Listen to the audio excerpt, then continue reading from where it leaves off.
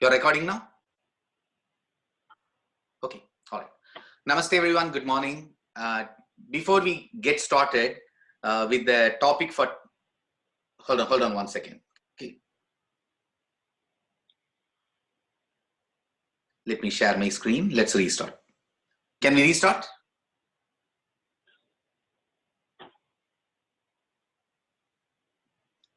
Can we restart, Rajiv? Perfect. Namaste everyone, good morning, good evening, wherever you are from the world. Before we get started with today's topic, I want to kind of set a little bit of context here.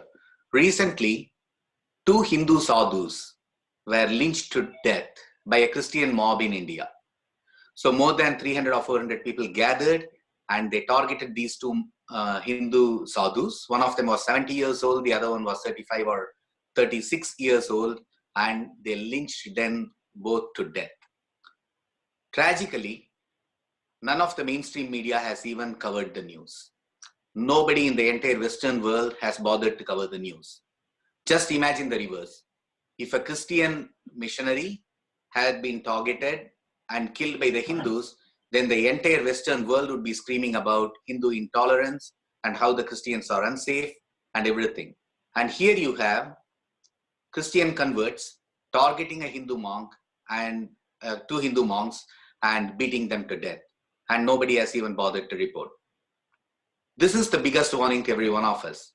The moment Christianity becomes dominant and a large section of Christians, people in society are converted to Christianity, they are going to target Hinduism not only at the level of philosophy, not only at the level of idea, but by targeting us physically for no fault of ours, except that we are Hindus. That's the first and foremost reason why we should take the threat of Christianity seriously, and then we should know how to respond to that. And by response, I do not mean any violent response, but we should be able to respond intellectually. With that, I'm going to start the topic of today. Is Bart Ehrman wrong about the historicity of Jesus? Before we get into this topic, there's a little bit of preamble. Last week, we had a discussion on, did Jesus really exist? So I presented a lot of contemporary evidence from the 1st century and the early part of the 2nd century CE, Common Era. And none of the pagan writers were aware of the existence of Jesus. None of the Jewish writers were aware of the existence of Jesus.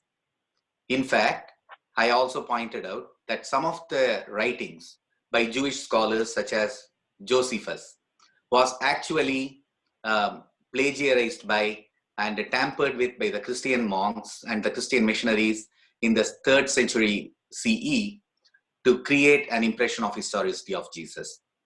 So in other words, we came across that there is no evidence for the historicity of Jesus. And if there is no evidence for someone like Jesus, then we should reasonably conclude that a historical Jesus did not exist. That's what we covered in last week's meeting. And when we do that, we should always be open to evaluating every counter argument from the opposing point of view. There's a body of scholars, there's a vast body of scholars who do think that a historical Jesus existed. And one of them is Professor Bart Ehrman. We'll see who Bart Ehrman is, and we will see why he thinks a historical Jesus existed, and we will also see why he is wrong about that. But why is the historicity of Jesus very important? Remember this verse, which I cited last week when I made the presentation? This is Apostle Paul. He is writing in the 1st Corinthians chapter 15-14. If Christ has not been resurrected, our preaching is useless and so is your faith. In other words, a historical Jesus should have existed. He should have been crucified to death, and he should have resurrected, or he should have been resurrected 3 days afterwards. And if all of these 3 conditions do not exist, then Christianity is a false religion. And this is not a gold standard we are setting. This is the gold standard the Bible itself sets. So it's perfectly legitimate for us to examine whether a historical Jesus existed. And so far, we have made a case that a historical Jesus did not exist. That means Christians have no business to believe in Christianity. So let's start with who is Bart Ehrman.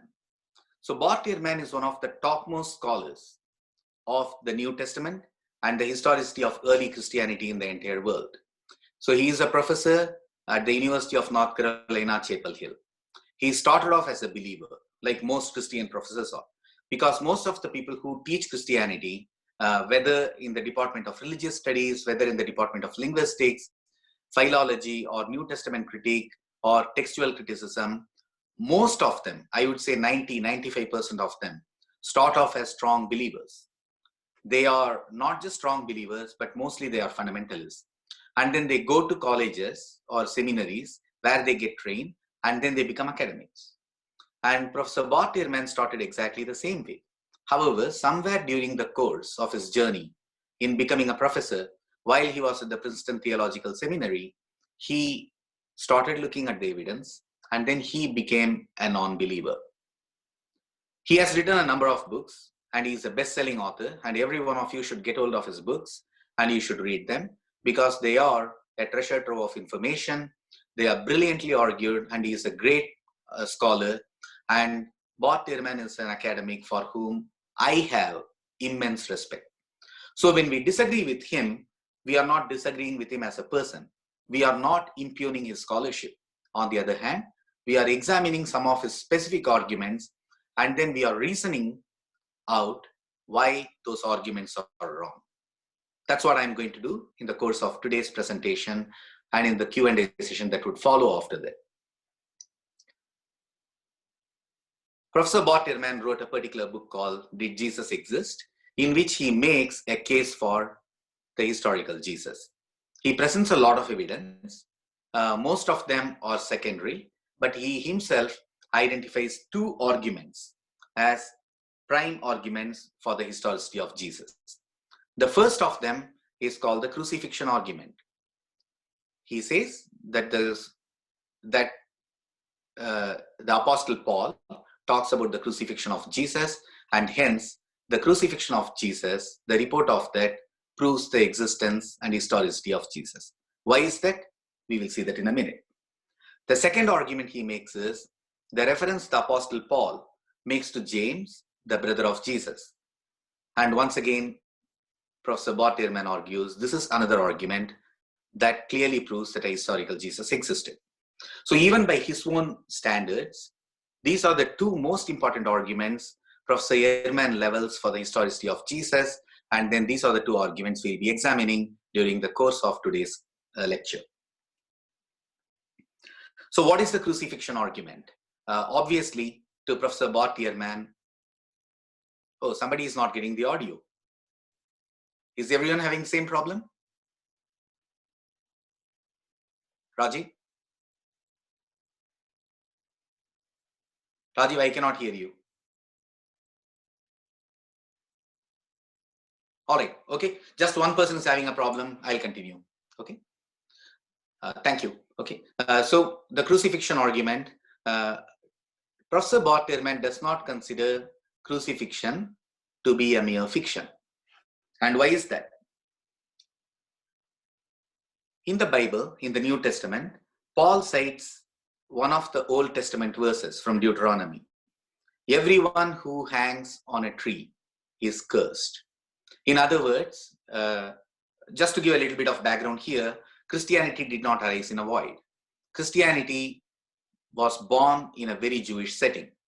And Christianity always invoked the Old Testament or the Jewish Bible to argue that Jesus is the Messiah that's promised in the Old Testament.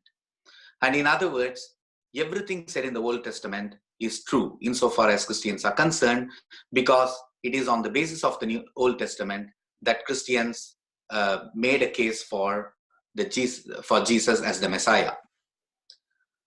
So the Old Testament says, Rajiv, we are having a big problem. I think, can I request everyone to stop texting, because everyone is able to hear the audio. If one person is not able to hear, please fix your own audio. But we are not having a problem here. And kindly stop texting. It really interrupts the flow.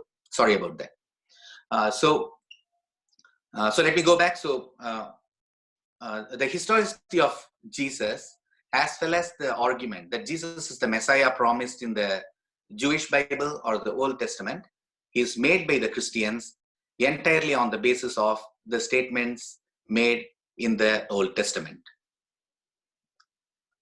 And in the New Testament, Apostle Paul invokes Deuteronomy and he says, anyone who hangs on a tree is cursed. He is cursed by God. And hanging on a tree is a verse, is a means, refers to the crucifixion of a person. So if somebody is crucified, then that person is cursed. And crucifixion was also a very terrible punishment. It was a punishment reserved by the Romans for those who indulged in insurrections and other kind of activities against the Roman state. So in case you are not aware, 2000 years ago, the Roman Empire had colonized Judea or Palestine or what we call Israel today. And the Jews were subjects of the Romans. And as a result of that, there were a set of Jews who were resorting to insurrection and who were protesting against the Romans. And the Romans reserved the harshest punishment for such people. And that punishment was crucifixion. And why was crucifixion a horrible punishment? Because someone was hanged on a tree or on a cross, and then it took them several days to die. They were exposed to the elements, and then they were starved, and then they were made thirsty. They were not provided any relief whatsoever. But most importantly, their arms were tied to the cross, and then they were hanging. That means the entire weight of the body was hanging off your hands or your shoulders. And that made it impossible for anyone to breathe. It was extremely difficult to breathe, and people slowly asphyxiated to death over a long period of time. Sometimes it took days, sometimes it even took weeks. And that was not the worst part of it. Very few people survived the crucifixion. Josephus, for example, talks about two of his friends who had been put on the cross. Then he makes an appeal to the Roman authorities and he gets both of them off the cross, but one of them dies. But very few people really survived. And once somebody died, the punishment that was meted out to them was even worse. Their corpse was not handed over back to the family. Instead, it was thrown into a pit where it was a mass grave. It was thrown into a pit, and then dogs went and tore at the corpse and then they ate it away. So those who died were not even given a decent burial. And funerary rites and getting a decent burial was very important to the Jewish people, as it is for almost any religious person around the world. So this was the most ignominious thing someone could go through. So Professor Ehrman's argument is, number one, Apostle Paul talks about the crucifixion of Jesus, and whereas Bart Ehrman argues that the Jewish Messiah was not expected to suffer and die, and even less, he was not expected to be crucified and die the most ignominious death.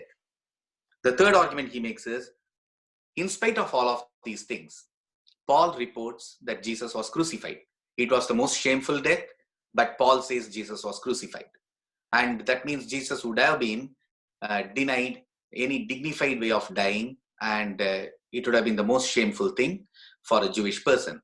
The fact that Apostle Paul reports this incident means that Jesus really existed and he must have been crucified, and Ehrman uses what is called the criterion of embarrassment. What does it mean? It means here is a historical fact which is extremely embarrassing for someone to cite, because when somebody cited this fact, it immediately means that Jesus died a shameful death, and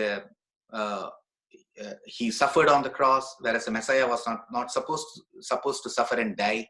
Jesus suffered and died, and he suffered on the cross, and that's extremely shameful. It would have been very embarrassing for Christians to go out and tell everyone in the world 2000 years ago that Jesus died on the cross. In spite of that, the Apostle Paul reports this story, which means, according to Professor Bart Ehrman, it qualifies, it meets the criterion of embarrassment. It's an embarrassing fact, but it was nevertheless told because it was the fact. Is it true?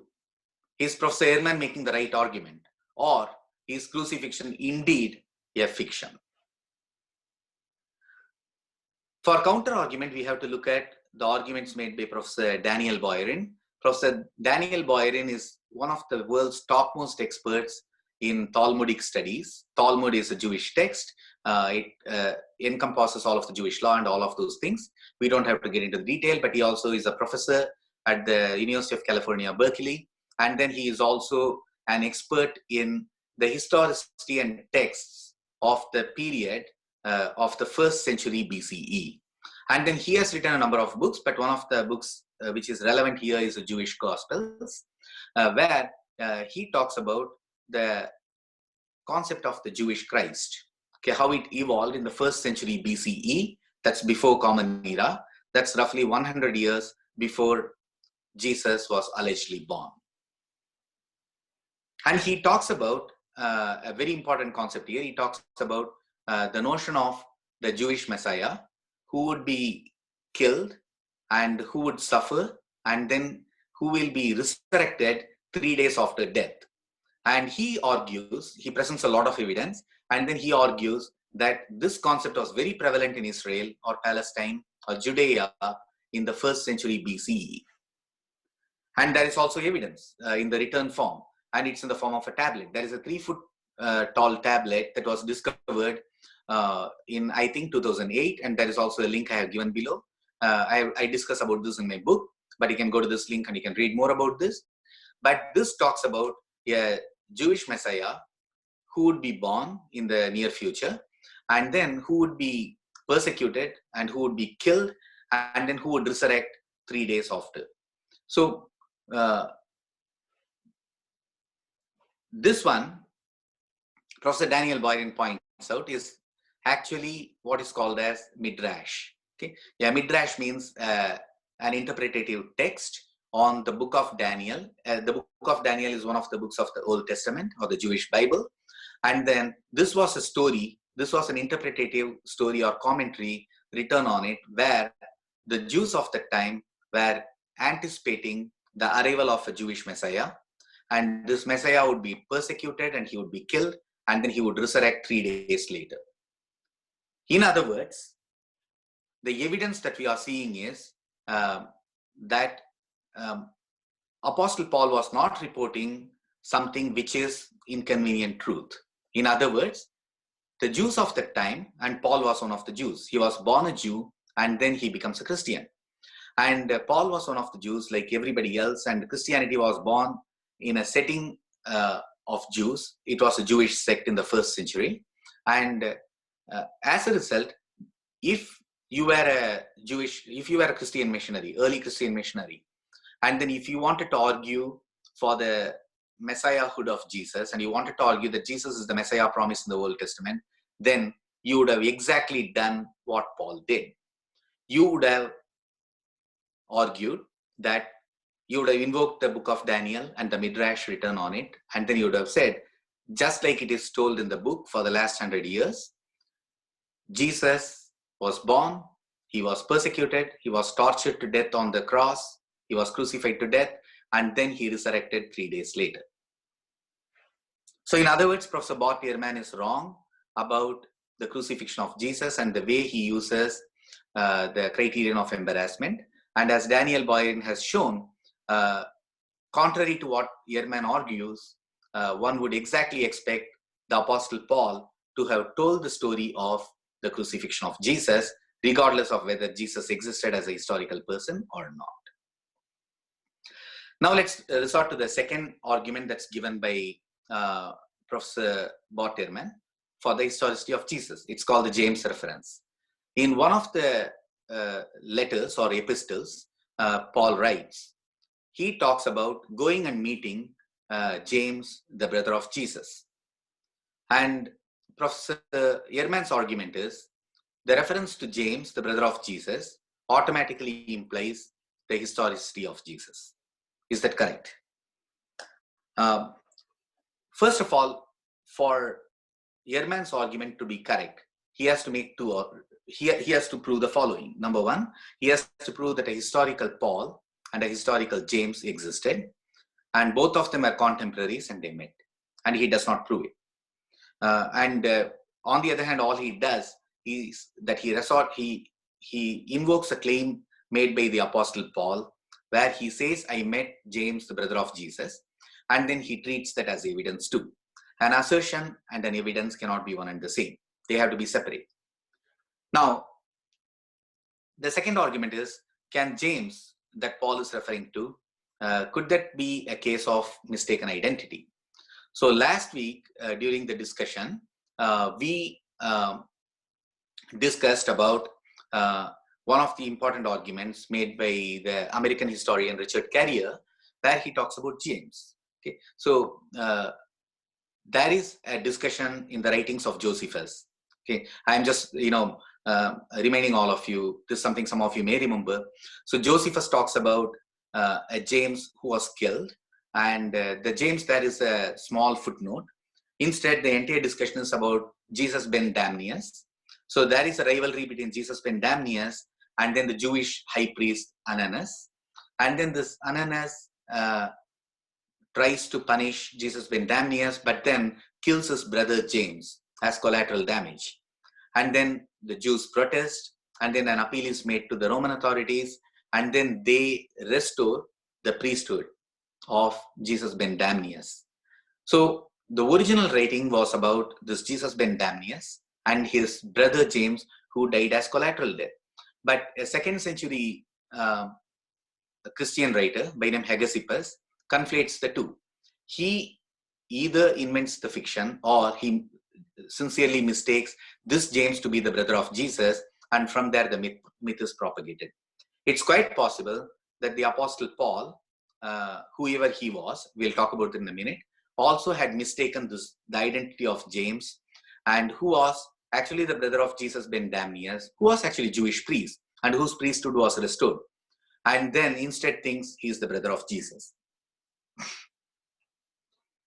No contemporary historian or writer mentions the Apostle Paul. And if you think of it, Apostle Paul was the person who took Christianity to the entire Gentile world. He took it to the non-Jewish people. He took it to the Roman Empire. And in other words, it's like, Swami Vivekananda traveling from India and preaching Hinduism to the Western world. And that did find mention. A lot of Westerners talked about that, and some of them converted to Hinduism, became disciples of Swami Vivekananda. So if Paul was really doing all these things in the Roman Empire, then you would expect some of the contemporary writers, especially the pagan writers, to refer to him. Nobody talks about him. And Paul also was preaching Christianity to the Gentile people, and in doing so, he was negating a lot of the Jewish laws. For the Jewish people, their laws were sacrosanct. They cannot be violated. But he was tossing away many of the laws. Some of them are circumcision laws. So Paul says you need not be circumcised. Okay, you can convert, but you don't have to get circumcised. Then Paul also talks about dietary laws. The Jewish people had a lot of dietary laws. They call them kosher. And then Paul says you don't have to follow any of these things. So the moment Paul was doing all these things and he was becoming very popular, you would also expect some of the Jewish people to criticize him and to write about that, not a single reference to Paul. And then there are a lot of inconsistencies and anachronisms in the writings of Paul, and I'll talk about a few of those. And in one of them, he talks about traveling to Malta and getting bitten by a poisonous snake. But then there has never been a poisonous snake in Malta, and there was none at that time, not today. Then he also, in the Acts of the Apostles, Paul talks about his desire to take the Gospels, the New Testament Gospels, to the Roman world, to Rome. Okay, but that means there were no Christians in Rome when Paul expressed this desire. But then Paul is also writing the letters, the epistles to Romans. So which implies a Christian community should have existed in Rome all at the same time. And both of them cannot be true. So you cannot also want to take Christianity to a community and convert it for the first time and also write a letter to the Christians who are already living there. Third one, he also talks about some of the persecution of Christians in Romans, for example. And if Christianity, if Paul was the first person to take Christianity to Rome, then at the same time, Romans could not have persecuted Christians in the city of Rome. Okay, both cannot happen at the same time. But Paul also talks about the destruction. He also alludes to the destruction of the temple in Jerusalem, which happened in 70 CE, whereas Paul had died by 64, 65 or 66 CE, no later than that. Okay, so he is talking about an event that happened after his alleged death, and that means the inevitable conclusion is what we are led to believe, that Paul was a near contemporary of Jesus. He lived within a decade of, he started experiencing Jesus and he lived within a decade of the death of Jesus around 30, and then he started writing within a decade, and he had died by around 64 to 66 CE. None of that is likely to be correct. So one of the most important scholars is Professor Hermann Dettering. So Hermann Dettering has done a very extensive analysis of the writings of Paul's based on linguistics, based on philology, textual criticism, and a lot of other evidence. And then he has come to, he makes a very decisive argument, and he has arrived at the conclusion that a couple of things. Number one, most of what is, virtually everything what is passed on to us as the writings of Paul were composite, meaning they were written by multiple hands. Okay, and they were not written in the 1st century, but then they were all written in sometime in the 2nd century. And number two, all of them show influence of Gnostic Gospels. So Gnostic Christianity thrived in what we call Alexandria and even parts of the Roman Empire around that time. And gnosis is a word which is a cognate of the Sanskrit word jnana, or as we call in Tamil jnana. Okay, so and both are cognates, and that looks for inner truth. And then the Gnostic Christians and or the Gnostic people in general talked about a Jesus. They talked about a Christ, and this Christ was not a historical Christ, and this Christ was a heavenly character someone had to realize within. And Hermann Dettering has argued very decisively that Paul's writing shows a lot of influence of Gnostic Christianity. And Paul's writings were very conveniently discovered by someone by name Marcion. Marcion lived in the 2nd century CE, and he propagated a form of Christianity which is very similar to the Gnostic Christianity, and hence the Orthodox Christian Church subsequently condemned him, and then they wrote a lot of tracts against him. So the message here is that there was something called pseudepigraphy, which was creating a body of writings. Multiple people could have written it and then attributing it to a pseudo author or an anonymous author who may have never existed, and then write in his name for a different purpose. What was that purpose? We'll come to that in a second, but before that, Dettering also points out that in some of his epistles, Paul also refers to the apostolic age in the past tense. So there were apostles of Jesus, those were the disciples who were his direct disciples, and then Paul refers to some of them, and then he refers to them the period in which they lived in the past tense. That's extremely strange. If Paul had lived in the 4th decade of the 1st century, or the 5th, or even the early 6th decade, then he was a contemporary of those apostles, and then he won't be referring to their period in the past tense. Whereas on the other hand, if Marcion and others, a bunch of hands had written down the Acts of the Apostles and then the epistles attributed to Paul in the 2nd century, then it's perfectly natural that they slipped up and then they referred to the apostolic age in the past tense. And why was all of these things fabricated in the 2nd century? Dettering makes a lot of powerful arguments, so does the Oxford University professor Robin Lane Fox. So Paul was taking Christianity to the Gentile people. He was converting the Romans or people in the Roman Empire. And in doing so, he was doing a couple of things. He was launching a missionary initiative to the Gentile people, which the Jews did not do earlier. Then second thing he was doing was he was negating and violating a lot of the Jewish laws, like I already mentioned, 2 examples of circumcision, and then the dietary laws. He was doing all these things. His objective, to get converts. And there were a lot of Christians, like Professor Fox's point. There are a lot of pagans, Professor Fox is pointing out, in the Roman Empire, who were not Jews. They had not converted to Judaism. However, they called themselves God-fearers. Okay? They had a lot of respect for the kind of monotheistic creed that Judaism represented. And then they were following some of the tenets, but then they were not converts. They were not formal converts. And Paul was targeting the very same people. He wanted to convert them. He looked for resistance. Why are they resisting conversion? And the primary reasons were circumcision and dietary laws. So he says, you don't have to follow these things, just convert and now become Christians. And if he was doing that, what would have happened? He would have faced objection from the Jewish people. There was a Jewish diaspora, not only in Rome, but all across the Roman Empire. It was there in modern Turkey. It was there in modern Syria. It was there in modern Egypt. It was there in modern Italy and everywhere. And the members of this Jewish diaspora would have objected. They would have challenged Paul, and they would have challenged the converts, the new converts, to say that these Jewish laws cannot be violated. And number two, Jesus himself, for example, in Matthew 5:17 says, I have not come here to abandon any of the laws or to abrogate any of the laws, but I have come here to fulfill every single law unto the last word. So they would have quoted this verse. And then they would have said, your own Messiah, Jesus, says he is here to fulfill the laws. That means you have to get circumcised. That means you have to follow the kosher laws. And what you are doing is wrong. You cannot do this. Now, to appeal to these people and then to convince them, Paul writes a lot of epistles. Okay? The writings of Paul were, look, I experienced the heavenly Jesus, okay, and I got the message directly from him. Then not only that, I also traveled to Jerusalem, and by the way, I met James, the brother of Jesus, and I had a conversation with him, and I came back. Then what is the impact of this on the audience, on God-fearers, the new converts to Christianity, the messages?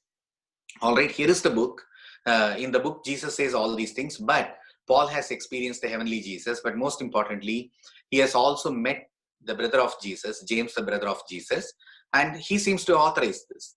And hence, Paul relaxing these dietary laws, when Paul relaxes the dietary laws or the circumcision laws, then he is doing it on the authority of James, the brother of Jesus, and in all likelihood, Jesus himself. So in other words, this was an apology written by the Apostle Paul. And this apology was not directed at the critics of Christianity. It was rather directed at the new converts to Christianity who would have faced cognitive dissonance when the critics of Christianity started challenging the message of Paul, and hence the writings of Paul were written down. So the summary of all of these things is, we don't have any evidence for the historical existence of Paul, number one. Number two, all of the writings attributed to Paul were not written in the 1st century. They were most probably written down in the 2nd century CE by initially some of the Gnostic writers, but later on by others too. And they were very conveniently discovered by Marcion. And third, these were all what we call apology. An apology is an explanation written to convince your flock that what you're doing is right. So Christians do this kind of apology, or it's called apologetics, and those people who do that are called apologists. So they make a set of arguments that sound internally consistent and that are intended to convince the faithful that what you're following is correct. And that's what the epistles of Paul were all about. And these do not constitute evidence for the historicity of Jesus. So in summary, I started with Professor Bart Ehrman as a very important scholar. He is someone whom I immensely respect, and he is one of the topmost authorities of New Testament textual criticism in the world today. And he had presented two most important arguments for the historicity of Jesus. Those are the arguments he considered the most important in his book. And the first of them is the crucifixion argument. So the crucifixion argument is, Paul talks about the crucifixion of Jesus. Crucifixion was a very embarrassing punishment to somebody because it was a very degrading punishment, and a Messiah prophesied in the Old Testament was not supposed to suffer and die. Yet Paul talks about these things, and hence that constitutes proof for the historical existence of Jesus. It meets the criterion of embarrassment. I argued why that is not the case, because Professor Daniel Boyerin's research has shown that in the 1st century BCE, the Jewish people were expecting the end of the world, and then they were expecting the arrival of the Messiah, and they thought this Messiah would be actually tortured, punished, and humiliated by the kings of the world, and he would be killed, and then he would be resurrected 3 days later. And what Paul is doing is exactly recasting or casting Jesus in the mold of the predicted Messiah. The second evidence that Professor Bart Ehrman presents is the James reference. The Apostle Paul talks about meeting James, the brother of Jesus, and he argues that if James existed, then Jesus should have existed too. And I pointed out that's not necessarily the case. One, we don't have any evidence for the existence of James or even for Paul. And both of them are likely to be fictional characters. And in the case of Paul, it's more of pseudepigraphic character created by 2nd century writers.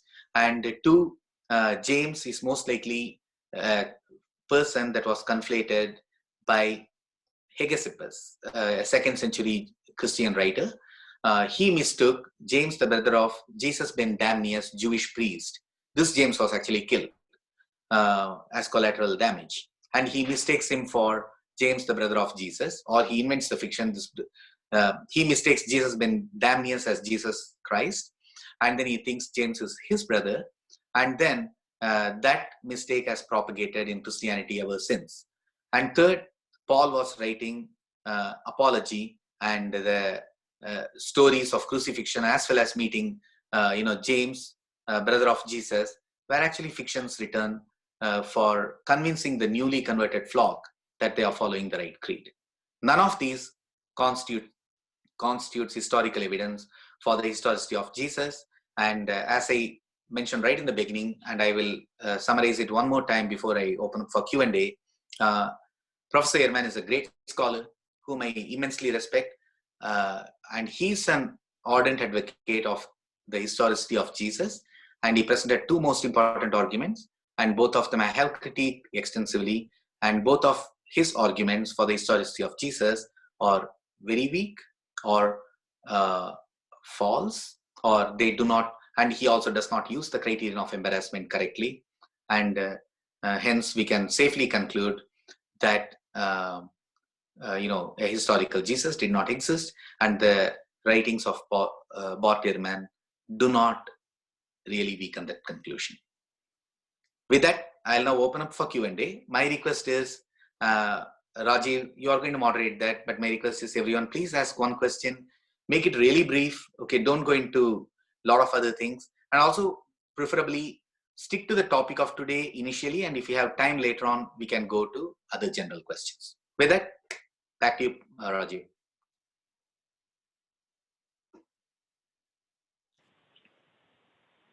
Yeah, so you have to read the question from the chat and select it. Yeah. All right.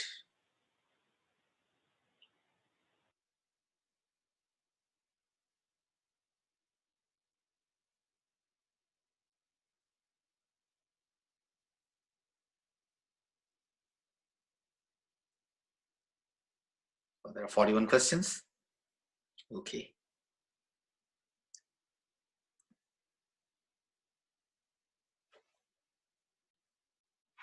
Hold on. Okay, I have to go through at least a few.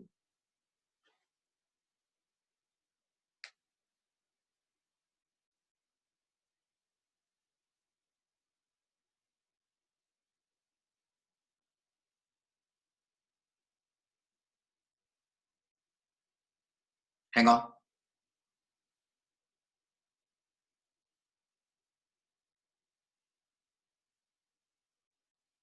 All right. First question is from Sriram Tiruvallu, Echambadi, and that Bart Ehrman has told in a speech that there are no original inscriptions of Bible writings available now. How would that mean in case of Paul? I don't exactly understand the question, but let me try to rephrase it. There are no original writings or facsimile of the New Testament, and how does it impact Paul? That's absolutely correct. There is no original facsimile or no original writing of the Bible survived. And Professor Bob Tillman has pointed out, like I mentioned the last week's call, that the New Testament was written and rewritten hundreds and thousands of times. For example, there are more than 200,000 recensions or manuscript variations of the New Testament, and that's true of the writings of Paul as well. And now, very importantly, Paul was the person who took Christianity to the entire Roman Empire. And that means you would like to see not only the writings of Paul preserved, nobody has done it, and then second, the Apostle Paul is not mentioned by anybody else, and none of the early writings have survived. And all of these have come down to us. The earliest manuscript of the New Testament, that includes the epistles and the Acts attributed to Paul, have all come to us only from the 4th century CE onwards, and many of them much, much later than that. Then the second question is going to be, my request, kindly don't type new questions for the time being, because then it's very hard for me to scroll back and forth. Second,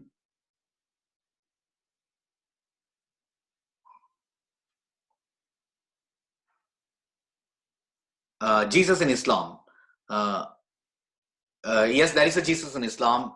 In Islam, Jesus is considered one of the prophets who lived earlier. And then there are very interesting stories. Okay, there are also commentaries written on the Quranic verses, and one of them that was written in around, it's called Tafsir. It was written in the 10th century, and I have written about that.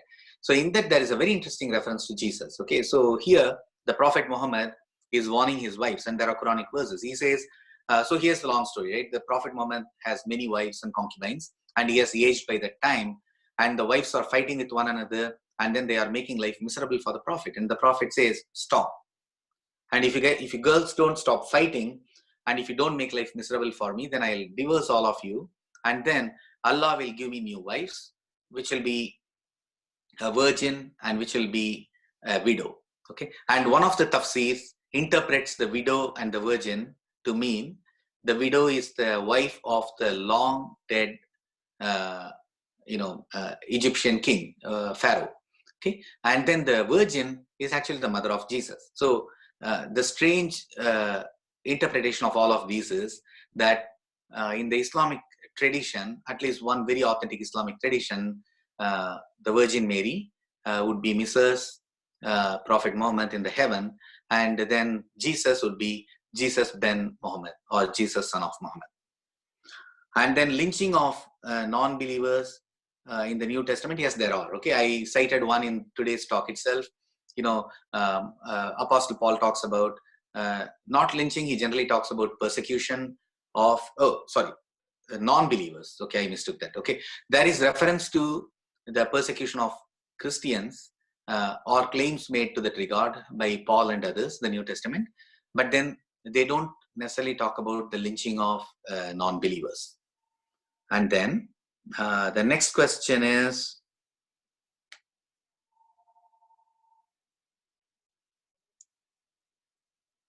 all right, this one is from Sashida. Please bust the myth that Jesus is Son of God. He was born in an illegitimate affair between Mary and a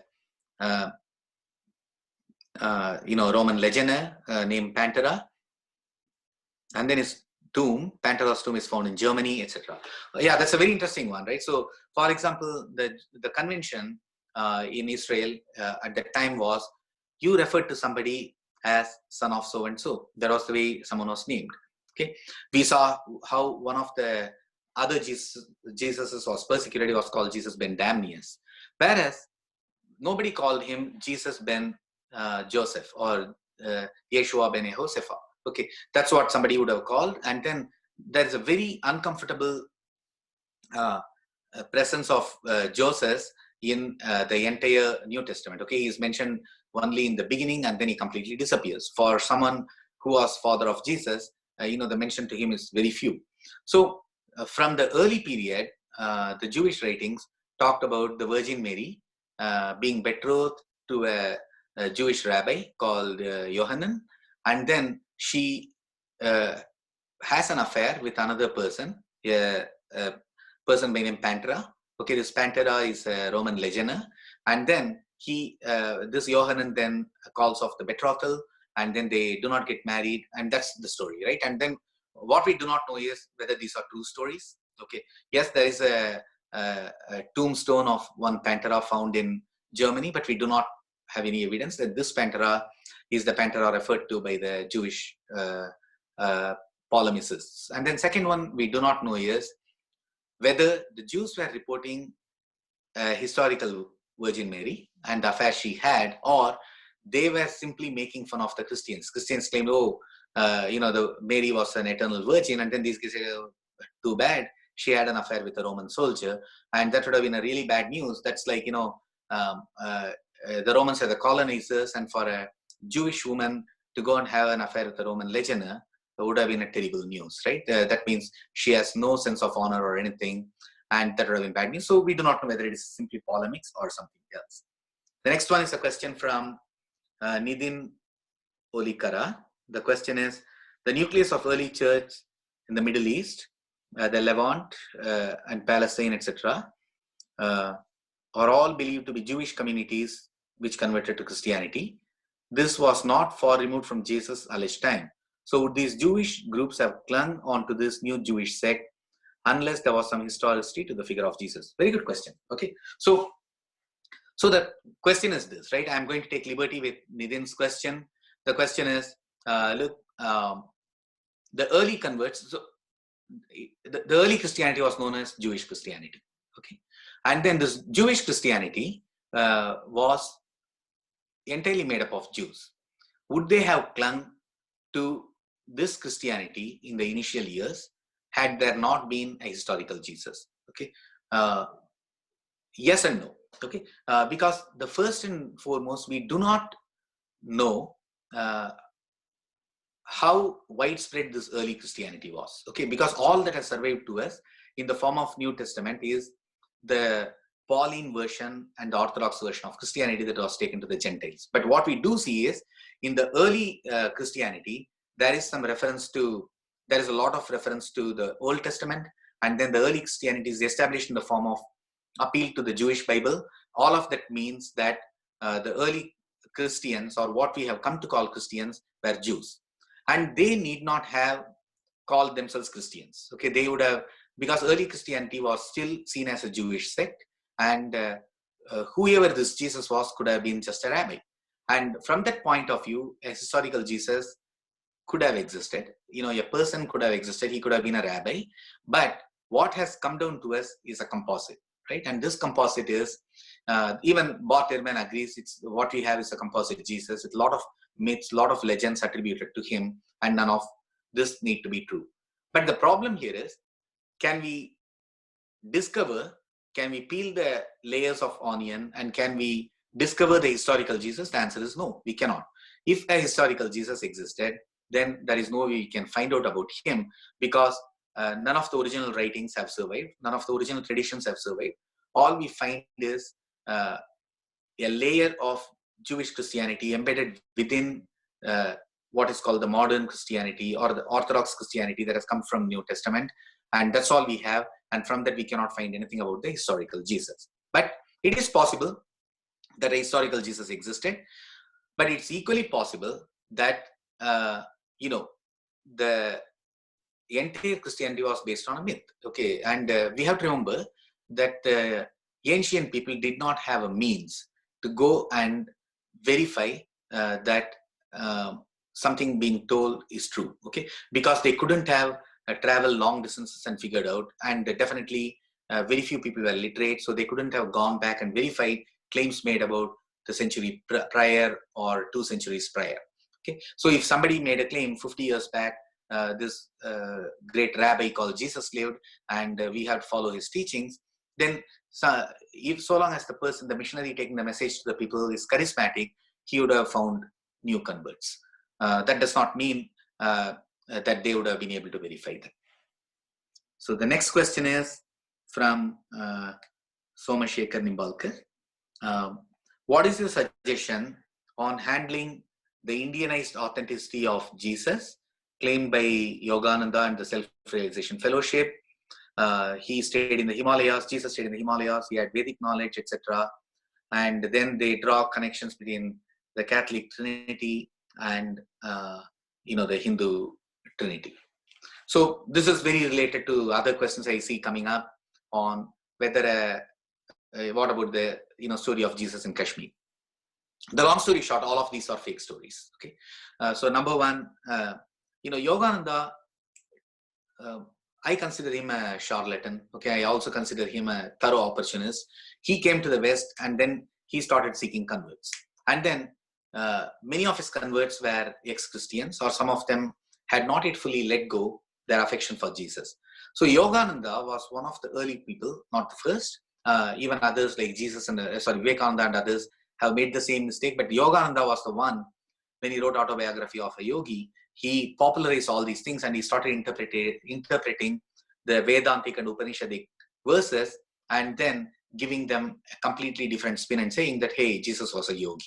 Okay, so and this appealed to a lot of his audience, but absolutely it is baseless. So number one, Jesus was an apocalyptic Messiah. Okay, whether a historical Jesus existed or not, the Jesus of the New Testament is an apocalyptic Messiah. He expected the world to come to an end, and then he was obsessed with the concept of sin.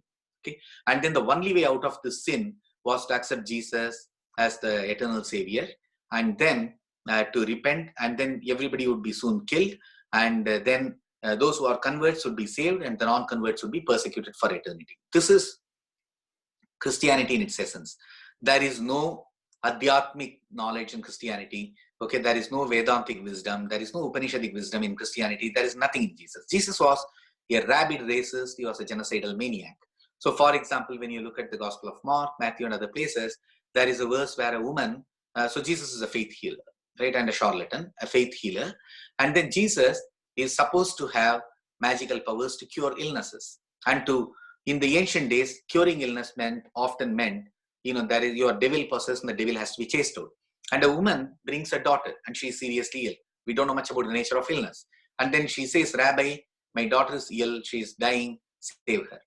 And Jesus says, sorry, I will not. Okay, my healing powers are only meant for my children. Here he is referring to the Jewish people. He was racist, and he says the non-Jewish people not belonging to the Jewish race, are dogs.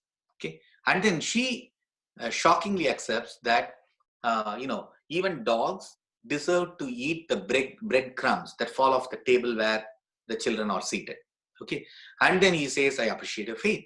So in other words, think of it, put it in today's context. In the United States or in the Western world, a black woman takes a daughter, she is seriously ill, she goes to a white physician and he says, doctor, my child is dying, save her. And he says, no, my medical expertise is only meant for white children and I won't treat dogs. And then if the black woman had to say, yes, I agree, but then even dogs can be shown mercy. And then he says, I appreciate your humility, now let me treat your daughter. Okay, that guy would lose his medical license right away. Okay, so Jesus was the equivalent of such a white supremacist racist of that time.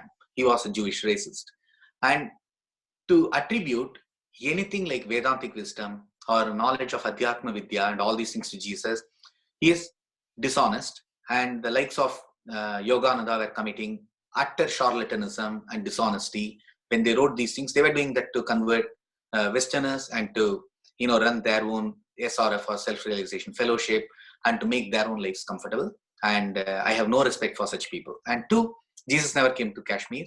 And first of all, there is no evidence that a historical Jesus existed. And if he did not exist, he couldn't have come anywhere. And he certainly did not come to Kashmir. These are all myths invented in the 19th century by Notovich and other Russian charlatans. We talked about that in the previous call, but these are all just myths. And the same thing, Vandana asked the same question. I already answered that, Jesus coming to Kashmir. And then there is the same thing from Subhash. Subhash, another question is, Christ is a distortion of the name Krishna. Absolutely not. Okay. I mean, this kind of, I think, nonsense, I think was first propagated, if I'm correct, by Swami Prabhupada of the Hare Krishna movement of ISKCON. Okay, he said Christ and Krishna are one and the same. This is totally nonsense, right? First of all, the word Christ is not even his surname, right? The real name would have been, if he really existed, his name would have been Jesus, son of Joseph. Okay, Yeshua ben Yehoshua, or Jesus ben Joseph. Okay, his name would not have been Jesus Christ. The word Christ is actually coming from Greek. Okay, it meant someone who is a savior, someone who is a messiah, and someone who has come to educate the world. It's more of a title. It's an honorific title. It's like saying, when we called somebody like Mahatma Gandhi, for example, right? And I don't think he's a Mahatma, but then that's a title given by a lot of Indians. And when somebody calls him Mahatma Gandhi, okay, Mahatma is not his last name or his first name or middle name. It's just his title. Likewise, Christ would have been just a title. Okay, and Christ, and there is no linguistic connection between the word Christ and Krishna. Yes, there was a lot of influence of Hinduism on early Christianity, especially Gnostic Christianity, and many scholars have talked about that, and I write about it in my book. And one of them is, the symbolism, right? Of there's a Bhagavad Gita symbolism of people shedding the body, the Atman shedding the body, and acquiring a new birth. Similar concepts existed, but they all existed in Gnostic Christianity. They did not exist. They did not survive in mainstream Christianity or the Orthodox Christianity. So no, there is no connection between Krishna and Christ. All that kind of writings are not only ignorant, but they also do a great disservice, because Jesus was an apocalyptic prophet, and he was threatening those who did not follow him. Even if you take the Sermon on the Mount, I'll talk about that in a separate lecture. He is calling non-believers and non-Jewish people as swine, dogs. Okay, and contrast that with what Krishna is doing. In the Bhagavad Gita, Arjuna starts the set of questions. He says, should I fight my own teachers? Should I fight my own relatives, my cousins and others? Krishna is not abusing him. Krishna is not saying, I am God, I am Bhagavan, so I am telling you, so you have to fight. Instead, he talks about Swadharma, and he talks about why one has to fulfill his duties. Otherwise, Dharma will not survive. And hence, even if your own teachers, even if your own kith and kin, they indulge in adharma, they veer away, they go away from the path of Dharma, then you have to fight them.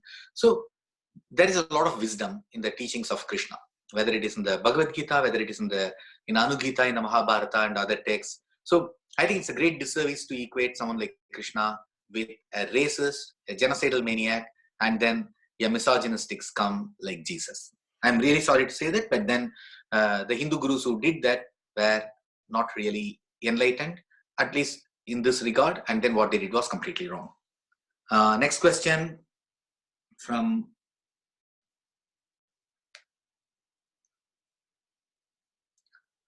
Sirish Pisa. Just wanted to understand your opinion. Is Bot Ehrman playing bad cop by claiming Jesus exists, and net is he an apologist? No, he's not. He's not an apologist. He is a very honest person. He is a scholar of great integrity, and you should not forget, okay, it is very easy for someone to take the mainstream Christian position, okay, because 95% of the academics are mainstream Christians. Okay, they are believers, and many of them are fundamentalists. And hence, many of them, it would have been very easy for Professor Bot Ehrman to take the same line of argument. And he is going against the grain, and when he does that, it is extremely stressful to him. And Christians hate him. The mainstream Christians hate him. And despite that he is doing that, so he sincerely believes that a historical Jesus existed, and he is not alone. Even Dr. Koindra Dilst, whom I considered my guru for all practical purposes, thinks that a historical Jesus existed, and I critique that in my book, and it is not a wrong argument. That's all I would like to point out. Okay, so there are two possibilities. One, a historical Jesus existed. The other one, he did not. And both Ehrman and Koindra Dilst use the criterion of embarrassment. They invoke verses from the New Testament and others where things were said about Jesus that would not have been flattering to the Christians. It would have been very embarrassing instead. And they said all these things because that was the fact. A historical Jesus existed. That's their argument. Okay. And in my speech today and in my book, I have argued, I hope decisively, that the criterion of embarrassment does not apply in this case, and that a historical Jesus did not exist because the arguments presented by Bob Tierman are not convincing and are actually seriously flawed. And then, what if others say, someone from Vandana, what if other people say that what you are saying is fake? What can I say about that? There's nothing I can do about it. All I can do is I can present the facts. Okay, I can present arguments. I can present all the logical construct. Okay, and I can present the arguments that beyond that, it's up to the individuals. Okay, I can take the horse to the water. I cannot make it drink. You have to go back and read the books I have cited. You have to go back and peruse the evidence I have given, and you have to evaluate my arguments. You can come back and tell me what is wrong in what I have said. But if somebody indulges in hand-waving dismissal and they say what you are saying is fake, I cannot help it. That's what probably a lot of Christians would say. And these arguments are not presented to Christians. These are presented to Hindus so that you understand why the Christian story is false, and that will give you more compelling reason to take on Christianity. And then next one from Manmohan Sharma. Prabhupada never said Krishna and Christ are same. Sorry, I read the books before quoting. Sorry, he did say that. He did say that in many places. He said that in writing. He said that in his speeches. Not only that, I'll tell you, there is one speech, I think that was in Melbourne, where he is addressing the audience and one person gets up and he challenges him. Okay, and then he says, what would you do if Jesus returned? Okay, because the second coming of Jesus is going to happen anytime. He says, we welcome Jesus, and then, we'll welcome him as Son of God and all these things. And when you hear that answer, when you listen to that answer, you feel sick. Okay. Well, Prabhupada has done a lot of good things. He has taken Krishna Bhakti and, form of Gaudiya Vaishnavism to the West.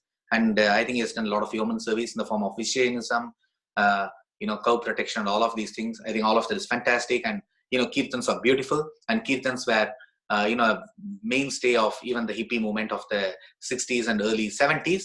But his take on Jesus and his take on, equating Jesus with Krishna, absolutely silly. Or as son of Krishna, those are absolutely silly.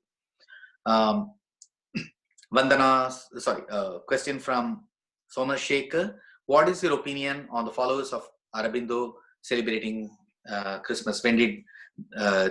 Where did this practice begin? I do not know where it began. But this practice you will find not only among the followers of Aurobindo, you find that among the Ramakrishna Mission followers, they celebrate Christmas. And frankly, some of the Hindu temples, like a few months ago, somebody had posted one of the temples in the East Coast or maybe Midwest in the US, they were celebrating Christmas. So I would call all of this as dimitude. Okay, so we have to remember that, when Aurobindo, Vivekananda and everyone lived, in the last century, India was a British colony. It had been colonized by the Christians, and they were indulging in a lot of Christian propaganda, and they had put Jesus on a pedestal. And it became imperative for a lot of people to at least pay a lip service to Jesus. And a lot of them took it more than they should have done. Okay. And then they started saying, okay, Samadharma Samabhava and all these things. And then they started praising Jesus. And some of them started giving him a new makeover, a Botox-like makeover. They started presenting him as a yogi. And some of them started celebrating Christmas. It's all absurd because, Christmas itself was not celebrated until probably 350 or 351 CE. Prior to that, December 50th, December 21st, 25th. And by the way, there are many dates for Christmas. Okay, there is a January 6th, 7th, there is one in March, and all of these things. Okay, even among various Christian sects. But before that, December 25th was celebrated as Dies Natalis Invicti, or the birthday of the soul unconquered, or the unconquered sun, the sun god or the Surya Devata. And then it was the birthday of Mithras, okay, in the tradition. And it was also the solstice which the Romans and Greeks are commemorating, and the Christians simply usurped that festival and they declared it Christmas from the 4th century onwards. So if somebody wanted to celebrate 25th of December, celebrate the original festival. It was a pagan festival with which we have a lot in common. Question from Vandana, is there a reference to Jesus in Bhavishya Purana? Well, Bhavishya Purana itself is a text of very suspect quality. It also makes a reference to Muhammad. It makes reference, if I'm correct, to Aurangzeb and all these things, right? And these texts were written very, very late, 16th, 17th century, or even beyond that. Okay, and these were written by they might have been written for multiple reasons, but this is not one of the legitimate texts, and one wouldn't want to just go back, right? Do you go back when you go back to old writings, right? The writings of the Arvars, the Nayanmars, and numerous others, you find them referring to the Vishnu Purana, right? You find them referring to a lot of other texts like Devi Bhagavatam and other texts. Do you ever find them referring to the Bhavishya Purana? You don't, okay? Because it was written very late, and I won't trust anything stated in that, and then on that basis claim that a historical Jesus existed. Next question. Oh, so many more questions coming up. And then from Rajesh Sonalekar, Jesus was a mortal, he was crucified and killed. Do we have any information on his death after that, or is he still roaming the earth? No, the Christian story is he was resurrected, and then someday in the future his second coming will happen, even though Jesus said it will happen within the life of the generation which was his contemporary. It has not happened, but beyond that there's no further information, and of course if there's information we won't know. If really Jesus existed and if he is in heaven, we won't know much about him, but then a historical Jesus likely did not exist. Question from Prashant. The audience does not feel about Jesus. We are not interested in Christianity, nor are we going to. So what is the relevance of the point? Well, strange question, okay? You don't care about Jesus, you don't care about Christianity, and then you are asking, then why have this call? If you did not care about this, why did you join the call? Okay, you should have spent your Sunday evening with your family. You have wasted a lot of your time in first listening to the call, listening to the lecture, then typing this question. Then what's the point? This is what is called Vidandavadam in Sanskrit. Really absurd question. Then Shrikant Reddy confirms that Prabhupada indeed said, equated Krishna, Christ and all that. And then another question, the Essene Dead Sea Scrolls and other gospel accounts, the Nicene Council, etc. Again, too short to explain all these things in this Q&A session. I'll make it a separate topic. Okay, there is something called the Dead Sea Scrolls that were discovered in the 1940s, and then they belonged to a sect of Christianity which flourished at the time, and they were probably opposed to the Roman Empire, and I'll talk about that later on. Then next questions.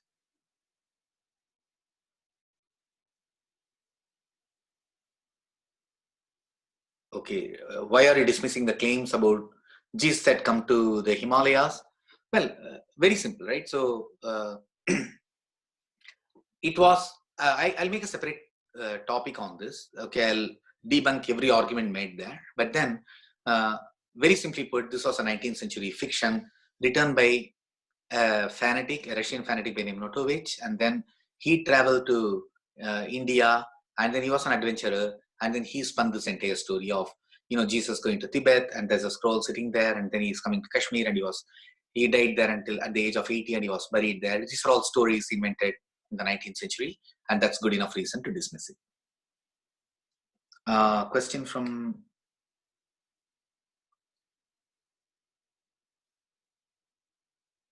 okay, so the same question repeated multiple times, and then the next question is probably we are completed. All right, any other question? I think I have addressed all the questions. If somebody else have a question, we can open up the audio, Rajiv, and they could directly ask the questions. Except one who's asking the questions, others please go on mute. And Rajiv, you may tell who can ask the question.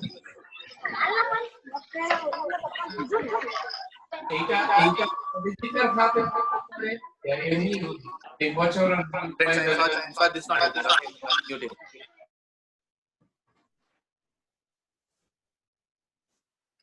Okay. Any more questions?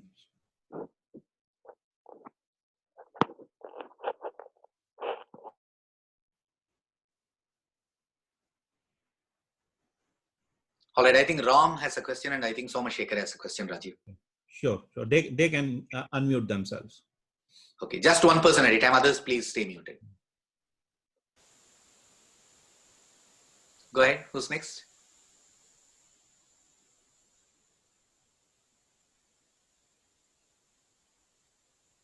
All right. I guess there's no more question. And before I end, I want to introduce to you an initiative called Mission Kali. Okay. And if Balaji is on the call, he could talk about that a little bit. But Mission Kali is a phenomenal enterprise on the ground to take on Christianity, to challenge that and to educate Hindus, and then to take on missionaries and to, weaken and get rid of Christianity from society.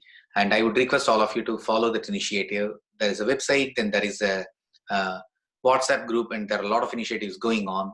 And that's something which we should replicate in every state of India, especially states like Punjab, Andhra Pradesh, Tamil Nadu, and Karnataka, where there is a vicious spread of Christianity. Okay. Just wanted to give input. Balaji, if you're on call and you want to just talk about that, you can talk about it for a minute. Balaji, are you there? Okay. Yeah, I guess not. Right. So, we'll conclude today's session. But as Kalawai, so thanks to Kalawai Venkat, we stand educated. Now we need action from people. Everybody, a large number of people can do some action. And I will just mention one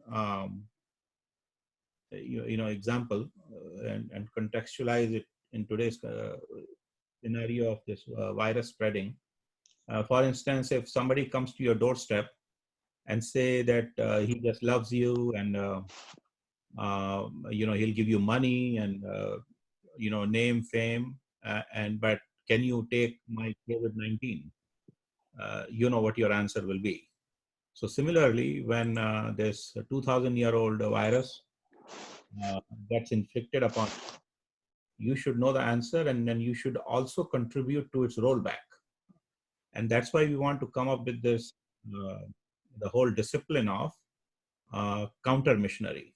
That means you go out and counter the virus. So with that, we'll continue on the WhatsApp group. Kalawai, once again, thank you for a wonderful session today. And we'll continue meeting Sunday at the same time all over the world. Okay. Namaskar, everyone. And before I conclude, Rajiv, what are the forthcoming talks? There are 2 more talks, right, which I have already penciled. One is next week will be the puzzle of the Jesus family tomb. It's about, is there a family tomb of Jesus? What is the entire idea? And what does it do to the historicity of Jesus? We'll talk about that next week. Or more importantly, what does it do to Christian faith itself? We'll talk about that next week. Then the week after that, we'll talk about Harvard Medical School and the psychotic Jesus. So there was a study conducted by the neuropsychiatrist of Harvard Medical School a few years ago. I write about that in my book. I have written about that in separate essays.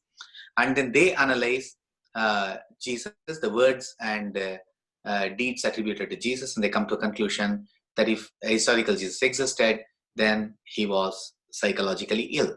Okay, and we'll talk about those in the next 2 meetings, but then there'll be a series of those.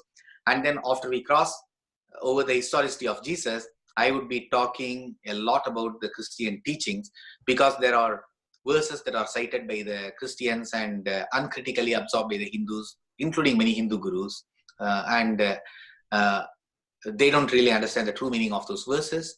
And I will talk about every one of the Christian teachings, which is used by propagandists, and show why they are hateful or ignorant.